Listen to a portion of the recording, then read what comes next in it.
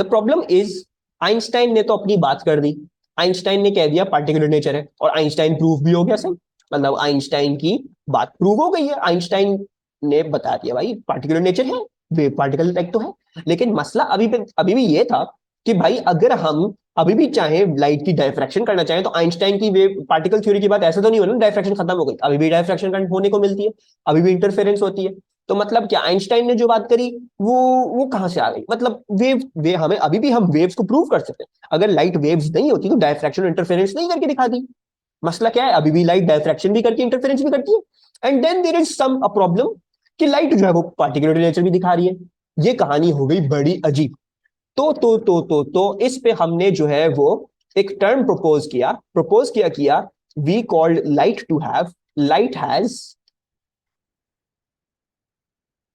Light has wave particle duality, light has wave particle duality. ठीक है, क्योंकि हमें समझ नहीं आया कि भाई लाइट जो है वो पार्टिकल है या वेव है, तो हमने क्या कहा, हमने कहा अरे हमने हार मान ली है, हमें ये भी नहीं पता कि लाइट वेव है, ना ही हमें ये पता है कि लाइट पार्टिकल है।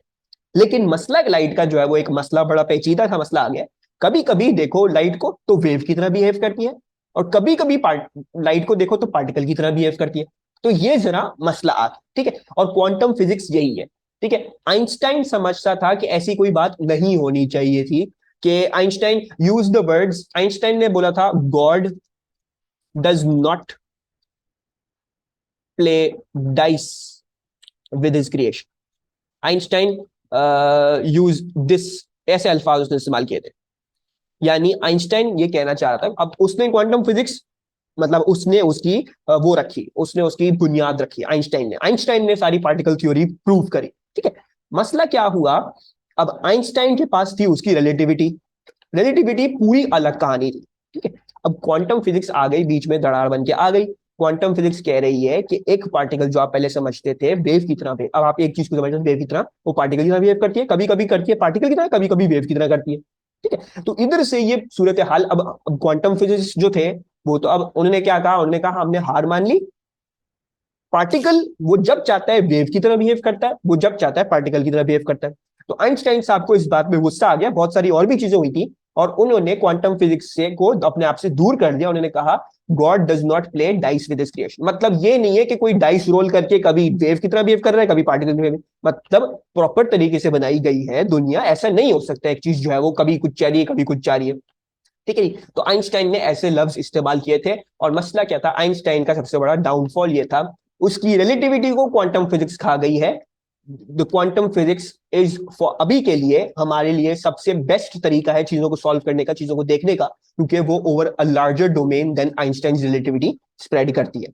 ठीक है, तो ये जो अल्फाज उन्होंने इस्तेमाल किए, खैर हम और भी चीजें देखेंगे कि दैट डज नॉट मीन कि यू रिफ्यूट समथिंग, कि God does not play dice with his creation, may be जो डाइस खेली जा रही है वो डाइस भी नोन है और आपको पता नहीं है। ठीक है, तो आप इस बात पे ये नहीं कह सकते हैं कि you can't really ever claim कि मुझे जो है वो क्रिएशन के बारे में हर चीज पता है, क्योंकि वो जो बनाने वाला है उसको पता है हर चीज, उसने जैसे बनाई है। तो आइंस्टाइन अगर ये कहते तो इस बात से कुछ भी ऐसी चीज नहीं थी, God does not play with dice with his creation, God may not be playing dice, but क्योंकि आप कम अकले हो तो शायद आपको वो डाइस लग रही है। ठीक है, तो ये बात थी। अच्छा, दूसरी प्रॉब्लम ये आई, फोटॉन्स का तो हमने देख लिया वेव पार्टिकल डुअलिटी है। मसला क्या आया, एक इलेक्ट्रॉन, हमने क्या किया, हमने एक इलेक्ट्रॉन लिया और फिर उसको भी एक स्लिट में से गुजार दिया। ठीक है, अब ऑब्वियसली पूरी दुनिया के फिजिक्स क्या समझ रहे थे, भाई देखो लाइट जो थी, लाइट तो एक स्लिट में से डायफ्रैक्ट करती थी, ऐसा होता था लाइट के साथ, लेकिन फोटो इलेक्ट्रिक में पार्टिकल की तरह बिहेव कर रही है। इलेक्ट्रॉन के लिए तो हम 110% श्योर थे इलेक्ट्रॉन पार्टिकल ही है, इलेक्ट्रॉन का तो हमें मतलब इलेक्ट्रॉन करंट फ्लो करवाता है, स्टॉपिंग वोल्टेज भी उसमें हो रहा है, हर चीज हो रही है, तो इलेक्ट्रॉन के लिए तो हमें पूरा पूरा यकीन था कि ये क्या है, ये तो पार्टिकल है।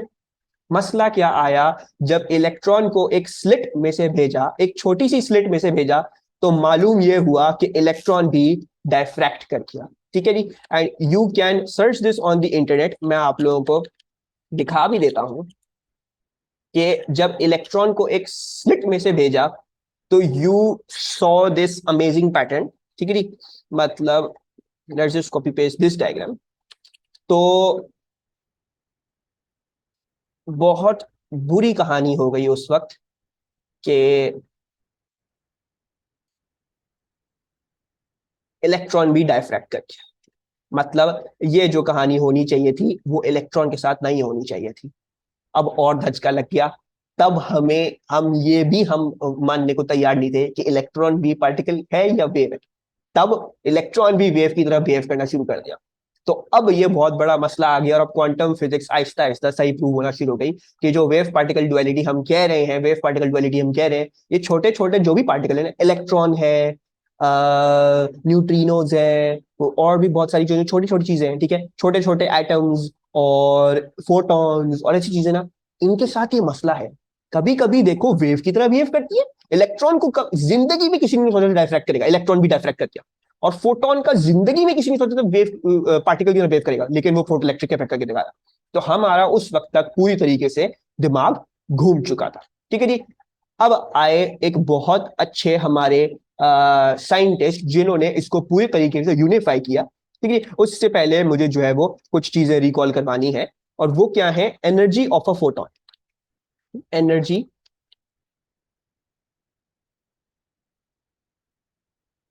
Of a photon. So what is the energy of a photon? हमने अभी देखी E equals to H F. ठीक है, E equals to H F. And obviously आप इसको रीराइट भी कर सकते हो as E equals to H C upon lambda. Actually ना, ये दो हैं तरीके जो आप एक फोटोन की एनर्जी को दे सकते हो। ठीक है, दूसरी बात इसमें एक इक्वेशन तो ये है जो आपको पता होने की जरूरत है। दूसरी वाली इक्वेशन उसकी डेरिवेशन या वो कहां से आई है वो पता होने की जरूरत नहीं है, लेकिन मैं थोड़ा सा उसमें भी समझाऊंगा और वो सबको पता भी होगी। E equals to M C square, जिसको देखो उसको E equals to M C square तो वैसे ही पता होता है। लाइक ये होती है कि बहुत फेमस इक्वेशन है, बड़ी अच्छी इक्वेशन है, आइंस्टाइन ने बताई। मसला क्या है, आइंस्टाइन ने जो अपना पेपर पब्लिश किया था उसमें उसने E equals to M C square नहीं लिखा था। उसमें उसने लिखा था M equals to E upon C square. ये आइंस्टाइन ने ऐसे लिखा था अपने पेपर में। यानी मतलब आइंस्टाइन ने डिफाइन किया था मास को। जो आप एएस में मास पढ़ते आ रहे हैं ना, मास इज दी प्रॉपर्टी जो एक ऑब्जेक्ट को रेजिस्ट करवाती है मोशन, या फिर पता नहीं और कौन कौन सी वाहियात डेफिनेशन थी एएस में, वो सारी डेफिनेशंस गलत है। मास की असल डेफिनेशन क्या है? Mass is the property of a material that has energy. ठीक है जी। यानी मतलब इस बात का क्या हुआ, जिस भी चीज के पास एनर्जी है, जिस भी चीज के पास एनर्जी है उसके पास मास होगा। ये थी आइंस्टाइन ने ये बात बोली थी, जिसको आज जो है क्योंकि हमें आसान लगती है हम सब चीज एक लाइन में लिखें, तो हमने इसको ज्यादा अच्छे तरीके से यू पब्लिसाइज किया हुआ है, equals to M C square. और मास का उसमें से मीनिंग निकल गया कि मास की डेफिनेशन इसमें छुपी हुई है। ठीक है, तो mass is the property of a material that has energy. Einstein ने ऐसे लिखी थी। We are very very familiar with this kind of thing. ठीक है, अच्छा। तो E equals to M C square, this is the second equation that you need to remember. ठीक है, ये कहां से आई कैसे नहीं वो छोड़ दो, उसमें टेंशन नहीं लो।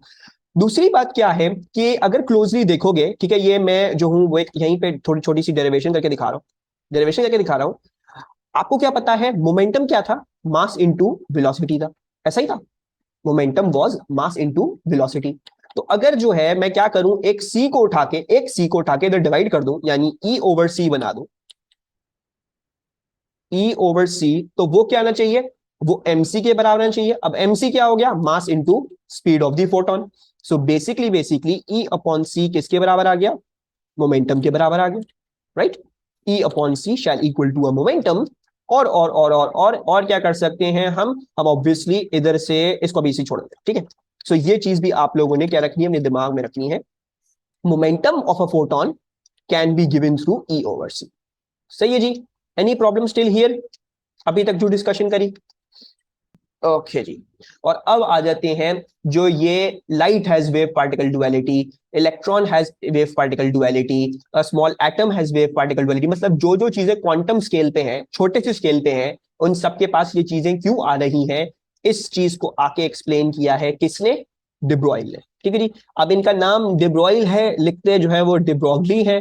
अब इनके माँ बाप ने जो नाम रखा होगा, जिस तरीके से बुलाया है इनको, उसकी प्रोनाउंसिएशन तो यही है। ठीक है, दिस इज डिब्रॉयल उसका नाम डिब्रॉयल था, और इसके इस कॉन्सेप्ट को हम कहते हैं de Broglie's wavelength. We call it de Broglie's wavelength. अच्छा, डिब्रॉयल्स वेवलेंथ क्या थी, और ये बड़ा आसान था उस वक्त प्रूफ करना, लेकिन डिब्रॉयल ने आके किया और बहुत ही मसला हमारे लिए जो था वो प्रूफ कर दिया। क्या प्रूफ कर दिया? इसने उठाया वाला formula E equals to H C upon lambda. He picked up this formula E equals to H C upon lambda, and then what he did, he picked up this momentum वाला formula. he picked up, अच्छा momentum वाले फॉर्मूले को मैं कैसे लिख रहा हूँ, E equals to P C लिख रहा हूँ, ठीक है, E इक्वल्स टू सी उधर मल्टीप्लाई करके पी सी लिख रहा हूँ, ठीक है। तो ये एक फॉर्मूला था, he used this, and the second one he used was E upon C equals to P, so basically he used E will equals to PC, ठीक है। अच्छा जी, अब very very tempting, energy energy subject बन गई है, तो P C और H C upon lambda को जरा इक्वेट कर देते हैं। So P C shall equals to H C upon lambda. मजे की बात ये आई, सी सी कैंसिल, फॉर्मूला क्या बन गया, फॉर्मूला ये बन गया। अच्छा, now you can remember it in any manner you want. I am going to write this formula finally as this see, momentum shall equals to H upon lambda. ये आ गया डिब्रॉयल्स वेवलेंथ का फॉर्मूला, ठीक है। और इससे ये बात प्रूव हो गई कि क्या बात, वेव पार्टिकल डुअलिटी प्रूव हो गई। क्यों प्रूव हो गई? बहुत मजा आएगा। डिब्रॉयल ने क्या कहा? डिब्रॉयल ने कहा any particle that has a momentum must also have an associated wavelength. जाहिर बात है, जब मोमेंटम आ रहा है तो मोमेंटम यानी एच को अगर मोमेंटम से डिवाइड कर दोगे तो लैम्डा आ जाएगा, और इसी तरह अगर किसी चीज का लैम्डा है, एच को उस लैम्डा से डिवाइड कर तो मोमेंटम आ जाएगा। सो डिब्रॉयल सेड एनी पार्टिकल या फिर anything for that matter, anything that has momentum must have a wavelength. ये डिब्रॉयल ने आके बात करी, और उससे ये चीज पूरे पूरे तरीके से वजूद में आ गई। क्या चीज? Light has wave particle duality. मतलब मोमेंटम किस चीज का कॉन्सेप्ट है? मोमेंटम पार्टिकल्स का कॉन्सेप्ट है। एक बॉल जाके दूसरे से कोलाइड करती है, ठीक है जी। कोई भाग रहा है तो उसके पास मोमेंटम होगा, कोई इंसान का बच्चा है, उसका मास है, उसकी वेलोसिटी है, वो मोमेंटम लेके होगा उसमें, ठीक है। A bowling ball has momentum, billiard balls have momentum, electrons have momentum, photons have momentum. और उनकी वो वेव पार्टिकल, मतलब वो वेव की तरह भी क्यों बिहेव करते हैं? Because of this, anything that has momentum must also have a wavelength. Wavelength का कोई भी कॉन्सेप्ट आपने अपनी पार्टिकुलर फिजिक्स में पढ़ा, मतलब आपने एएस के शुरू के चैप्टर्स में वेवलेंथ नहीं पढ़ी थी। वेवलेंथ का इंट्रोड्यूस हुई है वेव्स में जाके, तो ये तब जाके दोनों चीजें मिल गई, और ये पूरा कॉन्सेप्ट प्रॉपर प्रॉपर तरीके से वजूद में आ गया कि एक पार्टिकल के पास वेव पार्टिकल डुअलिटी हो सकती है, उसके पास वेव पार्टिकल डुअलिटी हो सकती है। वो क्यों हो सकती है? Because momentum equals to H upon lambda. जिस भी चीज के मोमेंटम है उसके पास वेवलेंथ होगी, ठीक है जी। अब आ जाते हैं थोड़ा सा डिस्कशन को खत्म करने की तरफ। डेफिनेटली एक फोटोन के पास मोमेंटम है, तो हमने अभी देखा वेवलेंथ होती है, right? If a photon has momentum, if it is a particle, it has a momentum, it must also have an associated wavelength. And similarly, an electron, electron को अगर मोमेंटम दे दूं तो वो भी वेवलेंथ है, जब भी इलेक्ट्रॉन डायफ्रैक्ट कर रहा था, जब भी हमें ऑब्जर्वेशन भी ऐसी मिली, ठीक है। मसला क्या है? एक इंसान का बच्चा, अब मेरे पास और आपके पास भी तो मोमेंटम होगा ना। Me and you also have momentum. So why are we not behaving as waves? भाई De Broglie ने तो ये बात कर दी, P equals to h upon lambda. De Broglie said जिसमें मोमेंटम होगा उसमें लैम्डा होगा। अब देखो, इसमें बड़ा इंपॉर्टेंट है इस बात को समझना कि मोमेंटम जो है that is inversely proportional to lambda, ठीक है। So what does that mean? That means कि if you have too high of a momentum, मतलब आपका मोमेंटम बहुत ज्यादा है, तो आपकी वेवलेंथ बहुत ज्यादा छोटी होगी। तो यानी मेरा और आपका और एक स्नूकर बॉल का, एक टेनिस बॉल का मोमेंटम बहुत ज्यादा होता है। Why is that? Because bigger masses, यानी मतलब जिन चीजों का मास बहुत ज्यादा पड़ा होगा, 1 ग्राम, 2 ग्राम, 100 grams, 1 kg, 60 kg, 100 kg is a huge mass. So bigger mass means bigger momentum, right? And जिस जिस चीज के पास बड़ा मोमेंटम होगा उसकी वेवलेंथ इतनी छोटी होगी कि वो नोटिस ही नहीं करी जा सकती। जब भी मेरी और आपकी भी वेवलेंथ, हम सबकी वेवलेंथ है, लेकिन हमारी वेवलेंथ इतनी छोटी है, इतनी इनसिग्निफिकेंट है कि हमारे अंदर वो वेव वाली चीज नजर नहीं आती। We can't really see the wave वाली चीज, ठीक है।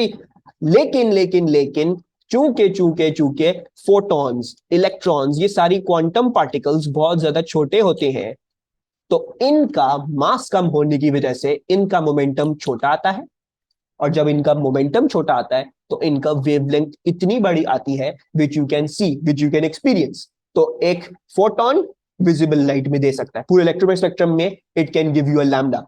इलेक्ट्रॉन भी ऐसा लैम्डा दे सकता है जो वेव की उसमें हमारा हम देख सके, उसको एक्सपीरियंस कर सके। सो बेसिकली स्मॉलर मास,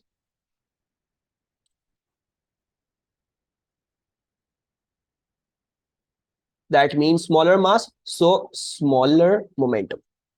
ठीक है जी। So keep this thing in your mind. क्या चीज, ये जो फिजिक्स है, ये क्वांटम फिजिक्स है, सिर्फ छोटे मासेस के लिए डिफाइंड है। छोटे मास ही ऐसी हरकत कर सकते हैं, जब उनको मोमेंटम दो तो उनके पास एक ऐसी वेवलेंथ भी आएगी which you can see. And when you can see, तो उस चीज से प्रूव होता है वेव पार्टिकल डुअलिटी। मतलब सब कुछ अब वापस से जो है वो लाइन में आ गया। मतलब आइंस्टाइन ने जो बात करी थी कि God does not play dice with his creation, तो God has not played dice with his creation, he has properly written down everything. हर चीज उसने प्रॉपरली लिखी है, प्रॉपरली एवरीथिंग इज डिफाइंड। और वो डे ब्रॉयल ने प्रूव कर दिया, जिस चीज के पास मोमेंटम है उसके पास लैम्डा भी होगा। तो उसमें कोई गलती नहीं है, या उसमें कोई अब किसी की भी प्रॉब्लम नहीं बनी। अगर लाइट को क्या चाहती है कि वो डायफ्रैक्शन इंटरफेरेंस करके दिखाए, तो लाइट को पूरा हक है, वो करके दिखा सकती है। अगर लाइट ये चाहती है कि वो फोटो इलेक्ट्रिक करके दिखाए, तो वो फोटो इलेक्ट्रिक इफेक्ट भी करके दिखाएगी। क्यों? Because anything that has momentum must also have a lambda. सही है जी। सो आज की क्लास जो है वो यहाँ पे आप लोगों की खत्म होती है।